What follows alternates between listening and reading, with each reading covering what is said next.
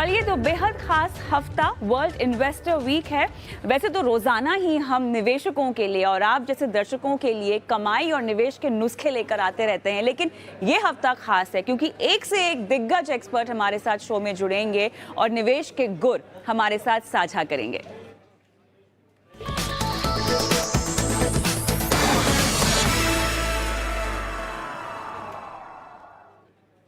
तो चलिए, इस पूरे हफ्ते की खास पेशकश की शुरुआत करते हैं और आज सबसे पहले हम जानना चाहते हैं कि आपके निवेश लक्ष्य को बांधने के पीछे जो गणित होता है उसे आप कैसे तय कर सकते हैं। अगर कोई लक्ष्य मान लीजिए आपको 10 साल बाद, 20 साल बाद या 25 साल के बाद पूरा करना है, तो उस लक्ष्य को बांधते वक्त आपको किस तरह का गणित, किस तरह की महंगाई और किस तरह का निवेश लक्ष्य समझना होगा या निवेश का विकल्प समझना होगा और उसके मुताबिक अपनी रणनीति अपनानी होगी। ये सब बातें आज हम समझेंगे। मेरे साथ बेहद खास मेहमान फिरोज अजीज, डिप्टी सीईओ आनंद राठी वेल्थ मेरे साथ जुड़ गए हैं। फिरोज, बहुत बहुत स्वागत है आपका वर्ल्ड इन्वेस्टर वीक की इस खास पेशकश में। आप हमारे पहले मेहमान हैं, मुबारकबाद इसके लिए आपको। और चलिए, यहाँ पर बहुत ही बेसिक से सवाल के साथ में शुरुआत करना चाहती हूँ, क्योंकि फाइनेंशियल प्लानिंग की जो पहली सीख होती है वो ये है कि आपको अपने निवेश लक्ष्य को, अपने फाइनेंशियल गोल्स को तय करना होता है, जिसके मुताबिक आपको वो गोल कितने अवधि में करना है, उसके लिए कितनी राशि आपको इकट्ठा करनी है, इन सब के बारे में सोचना होता है, तय करना होता है। कैसे करें ये सब फिरोज? सबसे जटिल सवाल यही होगा निवेशकों के लिए। इसका महत्व ये है कि देखिए, पैसा एक बहुत इंपॉर्टेंट एलिमेंट हो जाता है लाइफ को लीड करने के लिए। If not the most important, at least the second most important चीज है पैसा। तो उसकी प्लानिंग करना बहुत इंपॉर्टेंट है। पॉइंट 2। पॉइंट 3, उसका एक गोल आधारित करना, मतलब आपके जो भी लक्ष्य हैं फ्यूचर के, उसकी संभावना मीट होने की बढ़ाना। ये जरिया एक ही है कि गोल रखें। चौथा, गोल क्या रखें? देखिए, पहला तो एक मदर गोल ये होना चाहिए कि महंगाई को मात तो देना ही है, राइट। फिर उसके बाद आता है कि भाई पढ़ाई के कैसे पैसे मिलेंगे, एजुकेशन, बच्चों की शादियों के कैसे होंगे, रिटायरमेंट कैसा होगा। Those are specific goals. हर गोल का ये तो लक्ष्य मिनिमम होना चाहिए कि महंगाई को मात देना है। अगर ये आपका मदर गोल है, उसके अंदर बहुत सारे सब गोल्स हो सकते हैं, right, depending on the stage of your life और क्या आपकी फैमिली के कॉन्स्टिट्यूएंट्स हैं और क्या आपकी चाह है, वो तो सब गोल हो गए। सबसे इंपॉर्टेंट मदर गोल है कि भाई पैसे को अगर स्टोर करूं तो महंगाई से तो ज्यादा मेरा पैसा बढ़े। अगर ये आपका गोल है तो इंडियन हाउस होल्ड्स ने ये गोल को बहुत कम इज्जत दी है। ये हमारी स्टडी कहती है। जो 670 lakh crore Indian house holds की जो सेविंग्स हैं, वो ये महंगाई को मात देने के हिसाब से नहीं लगी हुई है। सो goal is important Kavita ji. पूरी कंट्री की जो हाउस होल्ड सेविंग्स हैं, वो एक मदर गोल जो मेरे लिए बहुत इंपॉर्टेंट है एज एन इन्वेस्टर, कि महंगाई को मात दूं। इंडिया महंगाई को मात नहीं दे पा रहा है, तो इसीलिए ये हफ्ता बहुत इंपॉर्टेंट है, ताकि हम जागरूकता फैलाएं कि ऐसा नहीं है कि आप हफ्ता सेलिब्रेट कर लेंगे, इन्वेस्टमेंट वीक है, बट एक कोई बदलाव ना लाएं एज एन इंडिविजुअल। तो ऐसे में अब बहुत ज़रूरी है कि सबसे पहले आप जितनी भी एसेट क्लासेस हैं उनको समझें। और मेरे ख्याल से फिरोज़ हमें एक डेटा भी पेश करेंगे, हमारे सामने रखेंगे, जो पिछले 10 सालों में जो तमाम एसेट क्लासेस हैं फिरोज़, उन्होंने कैसा परफॉर्म किया है। उस परफॉर्मेंस के तर्ज पर क्या आपको अपनी निवेश की रणनीति बनानी चाहिए? एसेट क्लासेस और उनकी परफॉर्मेंस पिछले 10 साल की बताएं। यस कविता जी, देखिए, जैसे आपने कहा कि एक तो चिंता करें, फिर चिंता से आगे बढ़े और एक्शन करें, ताकि वो चिंता फ्यूचर में ना हो। So it's important that we go asset class wise. अब हमने लास्ट 10 इयर्स की पास्ट रिटर्न्स ली। ऑफ कोर्स इसमें अप्रोक्सीमेशंस हैं, पूरे देश की बात कर रहे हैं हम। किसी की टैक्स स्लैब्स अलग होंगी, किसी की ज्यादा होंगी, किसी की कम होंगी। सो एक जेनरिक एवरेज के हिसाब से किया है। डिपॉजिट्स जिसमें कई करोड़, लाख करोड़ लगे हुए हैं, उसमें अगर किसी ने 10 लाख रुपए 10 साल पहले डाले होते और उसको कंपाउंड करने दिया होता, तो 18,77,000 पे पहुंच जाते। 6.5% की एवरेज डिपॉजिट रेट रही है लास्ट 10 इयर्स की। तो 10 लाख 18,77,000 हो जाता है, 18,77,000। क्या ये महंगाई को मात दे पाया? नहीं।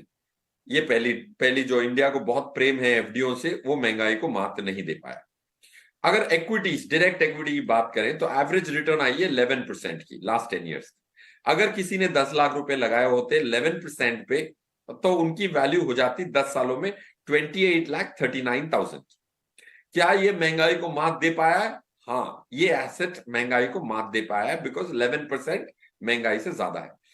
अब अगर हम तीसरी बात करें, तीसरे एसेट या तीसरे प्रोडक्ट क्लास की बात करें, जो भी इक्विटी ही माना जाएगा, इक्विटी म्यूचुअल फंड की जो रिटर्न आई है, एवरेज रिटर्न आई है लास्ट 10 साल की, वो 14% की आई। तो किसी ने अगर 10 लाख रुपए 10 साल पहले डाल दिए होते तो अब उसकी वैल्यू है 37,07,000। तो क्या ये महंगाई को मात दे पाया है? आंसर इज यस, और अच्छी हैंडसमली मात दे पाया। That's the third asset. Government securities में खरीद लेते तो आपके 10 लाख रुपए 19 लाख हो चुके होते, अंदाजन 20 लाख अप्रोक्सीमेटली हो चुके होंगे। क्या ये महंगाई को मात दे पाया है post tax? The answer is no. Small saving schemes जिसकी इंटरेस्ट रेट है 7.3% की थी, उसको अगर आप 10 लाख रुपए डाल देते तो इट वुड हैव बीन 20,23,000। क्या ये पोस्ट टैक्स में महंगाई को मात दे पाया? The answer is no. PF and pension fund की 7% की रेट थी, तो आप 19,67,000 पे पहुंचते, 19,67,000 पे, तो उसने भी महंगाई को मात नहीं दिया।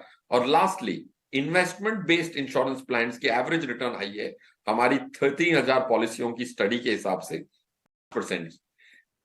तो 10 लाख रुपए बढ़ के 16,28,000 रुपए हुए, तो उसमें भी महंगाई को मात नहीं दे पाए। तो ये पूरे एसेट क्लासेस को हमने थोड़ा ब्रेक किया। आरबीआई का डेटा है कि इनमें सब में कितने पैसे लगे हुए हैं, और ये जो दो एसेट क्लासेस जिन्होंने बीट किया इन्फ्लेशन को, equity and equity mutual fund, उसकी जो मात्रा देखेंगे आप इंडियन हाउस होल्ड सेविंग्स में, उतनी कम है कि ओवरऑल इंडिया के हाउस होल्ड्स ने महंगाई को लास्ट 10 साल में मात नहीं दिया। एंड मेरी यही विश है कि अगले 10 साल में, इस वीक के प्रचार से जो आप कर रही हैं, अगले 10 साल में आंकड़े अलग दिखाएं, तो हमें खुशी होगी कि हमने भी कुछ कंट्रीब्यूट किया बाय डूइंग दिस शो।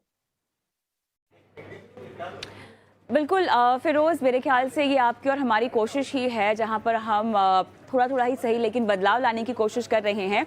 तो सभी एसेट क्लासेस ज़रूरी हैं, ये आपने समझ लिया है, लेकिन कितनी राशि में, कितने एक्सपोजर में, कितने रेशो में आपको इन एसेट क्लासेस में निवेश करना चाहिए, अपने पैसे लगाने चाहिए, और कितना जोखिम किस एक्सपोजर के मुताबिक होगा, मेरे ख्याल से इस रेशियो को समझना बहुत ज़रूरी है। और यहीं पर एक स्ट्रैटेजी काम आती है, एक रणनीति काम आती है। फिरोज,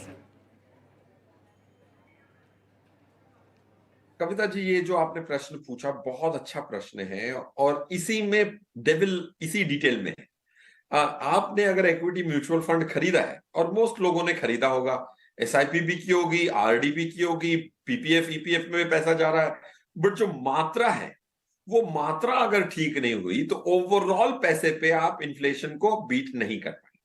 तो the devil is in the detail of the proportions between these asset classes. सबकी जरूरत है, सबकी अहमियत है, क्योंकि डेट आपको रिस्क अब्सॉर्ब करता है, रिस्क कम करता है, तो उसकी भी अहमियत है, उसको डिसरेस्पेक्ट नहीं करना है। बट अगर आपके पास 5 साल से ज्यादा का पैसा है, तो मार्केट की उतार चढ़ाव आपका रिस्क नहीं है, महंगाई आपका रिस्क है। ये समझना जरूरी। अगर आपका गोल 1 साल बाद है, तो महंगाई को आप भूल जाएं, महंगाई से फर्क ही नहीं पड़ता। कैपिटल सेफ्टी, उतार चढ़ाव से आपको बचना है। तो 5 साल के ऊपर के गोल्स के लिए महंगाई को मात देना अनिवार्य है। तो इसीलिए आपको 70 से 80% आपको इक्विटी पे प्रोपोर्शंस रखने पड़ेंगे, ताकि आप ये जो बहुत बड़ा रिस्क है, जो इंडियंस जिसको नेग्लेक्ट करते हैं, जिसकी जरा भी अहमियत नहीं करते, तौहीन करते हैं, इज इन्फ्लेशन। वो इन्फ्लेशन को रेस्पेक्ट करें और 70 to 80% इक्विटी में डालें, if the goal is 5 years अवे। फिरोज, यहाँ पर निवेश के जितने भी विकल्प हैं ना, उसको लेकर ऐसी बहुत सारे कन्फ्यूजन्स रहते हैं एक निवेशक के मन में, जहाँ पर वो समझ नहीं पाते कि उन्हें किसी भी निवेश विकल्प में एसआईपी के ज़रिए निवेश करना होता है, एक मुश्त निवेश करना होता है, एक्टिव स्ट्रैटेजी लेनी होती है, या पैसिव स्ट्रैटेजी नहीं होती है। मेरे ख्याल से ये कुछ पेचीदगियां हैं जो कि काफ़ी हद तक आप जिस तरह की इन्वेस्टमेंट इंस्ट्रूमेंट या व्हीकल का इस्तेमाल कर रहे हैं, उसके मुताबिक आपको तय करनी होती है। लेकिन जो कन्फ्यूजन है, उसको कैसे दूर किया जाए, और आपके लिए किस तरह के निवेशक के लिए किस तरह का चुनाव करना सही होगा? फिरोज, यस, जो आपने कहा कि जो माध्यम है एक एसेट क्लास में घुसने के, बहुत अलग अलग जरिए। जैसे यहां से अगर हमको पुणे जाना है तो आप गाड़ी से जा सकते हैं, फ्लाइट भी चलती हैं और ट्रेनें भी चलती हैं। बट कौन सा साधन सबसे अच्छा और सेफ्टी को मद्देनजर रख के कौन सा साधन है, वो एक बार चुनाव करना जरूरी। तो इक्विटी में अगर घुसना है तो जरिए 5 हैं, 6 हैं। इक्विटी डायरेक्टली खरीद सकते हैं, इक्विटी म्यूचुअल फंड खरीद सकते हैं, इक्विटी के पीएमएस खरीद सकते हैं, इक्विटी के एआईएफ खरीद सकते हैं, इक्विटी बेस्ड इंश्योरेंस पॉलिसी खरीद सकते हैं, एनपीएस खरीद सकते हैं। तो ये पूरे अलग अलग गाड़ियां हैं, एक डेस्टिनेशन पे ले जाने की कोशिश करती हैं। उसमें से मेरा ये मानना है, और मैं अपने खुद के पैसे सिर्फ इक्विटी म्यूचुअल फंड में रखता हूं, और अगर आप मैथमेटिकली इन सब की तुलना करें रिटर्न और रिस्क के आधार पे, सिर्फ रिटर्न नहीं सिर्फ रिस्क नहीं, दोनों को मद्देनजर रख के अगर आप एक व्हीकल को चूज कर सकते हैं तो इक्विटी म्यूचुअल फंड ही विन करता है। That's why equity mutual fund का ही जरिया प्राप्त करें। और कविता जी, मैं अपने भाई से मिला अभी दुबई कल परसों में, वो कह रहे थे कि उनका जो लंदन का घर बिका है वो डायरेक्ट इक्विटी करने वाला। बट मैं उनको भी यही काउंसिल कर रहा था कि डायरेक्ट इक्विटी ना करें, आपका खुद का एक प्रोफेशन है, म्यूचुअल फंड को डेलीगेट करें, उनका आदर सम्मान करें। 150 इंडिया में फंड मैनेजर हैं, सब तो अच्छे नहीं होंगे, सब बुरे भी नहीं होंगे। अच्छे म्यूचुअल फंड का चुनाव करके उनको ये काम देना बहुत जरूरी है, क्योंकि ये एक फुल टाइम काम है। आप खुद एक डायरेक्ट इक्विटी करके आप दूसरी अपनी खुद की कंपनी, मेरे भाई जो चलाते हैं वो चला सकते, डबल रोल नहीं कर सकते। तो इसीलिए डेलीगेट करने की सलाह उनको भी थी, हर दर्शक को है, और मैं अपने पैसे को भी इक्विटी म्यूचुअल फंड के माध्यम से ही निवेश करता हूं। So the vehicle which wins mathematically is equity mutual. Firoz, अब सवाल यहाँ पर ये आता है कि अगर आप म्यूचुअल फंड के जरिए निवेश कर रहे हैं तो उसमें भी कई निवेशकों को ये बात समझ में नहीं आती कि वो डायरेक्ट म्यूचुअल फंड के जरिए एएमसी के जरिए निवेश करें या एक रेगुलर स्कीम ले लें जहाँ पर उन्हें थोड़ी सी मेंटरिंग हो सकती है, बताया जा सकता है कि शायद आपके लिए क्या सही है क्या गलत है। तो अप्रोच डायरेक्ट हो या रेगुलर हो?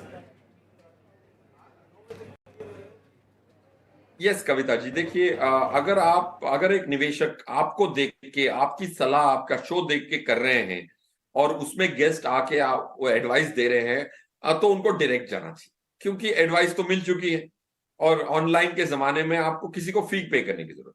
बट अगर आपके पास एक डिस्ट्रीब्यूटर है जो ये भी वादा करता है कि वो मॉनिटर करेगा, निकलने के वक्त निकलवाएगा, पूरे पोर्टफोलियो की रिव्यू करेगा, आपकी विलें बनाएगा, आपकी ट्रस्टें बनाएगा, आपकी टैक्स फाइल करेगा, पूरी सर्विस देगा, तो आप रेगुलर जरूर करें, उनको भी अपना हक कमाने दें, तभी आपका फायदा होता है।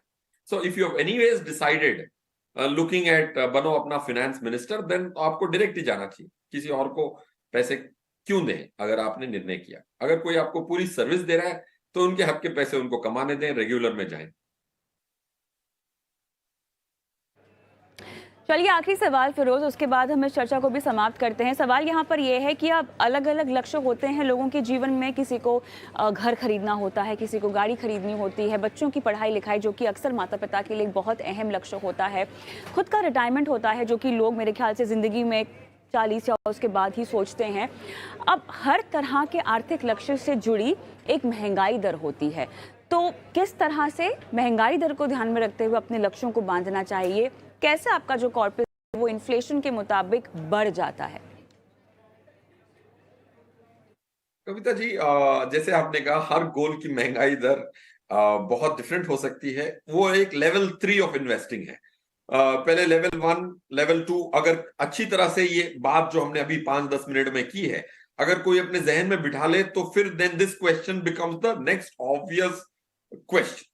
तो महंगाई मेडिकल इंश्योरेंस की बहुत ज्यादा है, मेडिकल एक्सपेंसेस की काफी ज्यादा है, एजुकेशन की भी काफी ज्यादा है। ये जो 6% का आंकड़ा निकलता है उसमें vegetable, food articles, petrol, diesel का ही ज्यादातर सीपीआई, जो कंज्यूमर प्राइस इंडेक्स आरबीआई जो रिलीज करती है, वो इस आधार पे होता है कि भाई खर्चा, आधा से ज्यादा खर्चा या करीबन आधा खर्चा किराने पे और वेजिटेबल्स पे होगा।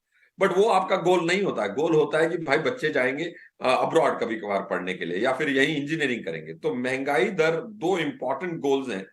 एक, एजुकेशन की महंगाई दर काफी ज्यादा है, डबल डिजिट्स में है।